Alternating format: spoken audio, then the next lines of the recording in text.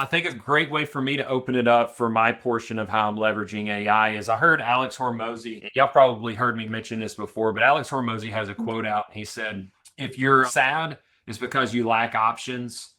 And if you have anxiety, it's because you have too many options. And so, how do you solve sadness? You do that through knowledge because knowledge opens up new opportunities. How do you solve anxiety? You do that through prioritizing your goals so that you reduce the opportunities. One of the biggest leverages that I have found in business ever is the fact that you can use ChatGPT and it costs you absolutely nothing. Because as founders, we wear every single hat and we wonder why it is a stretch for us to grow and get really precise in certain areas. And it's because it's not in our strength, it's not in our wheelhouse. And we wonder why we're drained at the end of the day or at the end of the week. I'm letting ChatGPT do this for me. And so now it spits out this great explanation of where they should be, whether they're technicians, whether they're business development, brand ambassadors, sales individuals, cold sales, cold lead generation for canvassing, warm lead generation. If operations manager wins when the jobs start and finish on schedule, when techs are fully equipped and supported, when production runs smooth with minimal delay. That's a very easy way for me to clarify and tell him, hey, this is how you're winning when these things are happening. And it's because you didn't know what was important to you. Everything's important to you, right?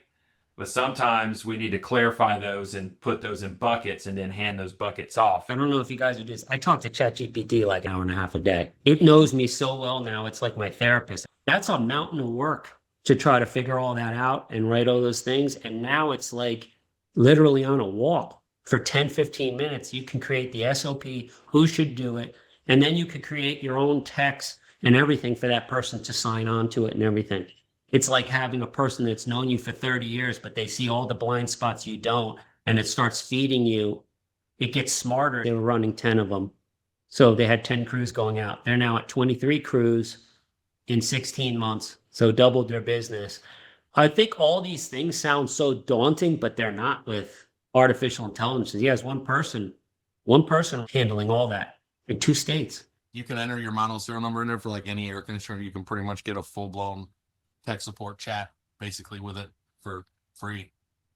And if you can leverage AI to produce these type of videos, that's a whole nother marketing concept that will allow you to show things and posture yourself in the market like you're huge doing really big jobs when in reality you're just hoping to get those in. One of the things though that I'm coming to terms with, and it's tough, is it's showing me how unorganized I am and how much help I need.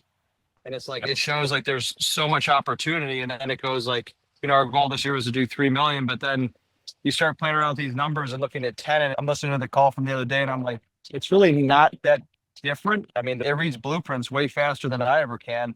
And we've been using that, and we've sold many jobs already with just using it, uploading a picture of a blueprint and getting all the dimensions within seconds versus taking 20 minutes, 30 minutes. ChatGPT is more of a clarity play than anything else. AI literally told me I was a visionary, which I already assumed, but it was like visionary. You should be focused on high leverage stuff, high leverage relationships, casting vision and promoting your vision and uplifting your staff. And I was like, shit, I knew this.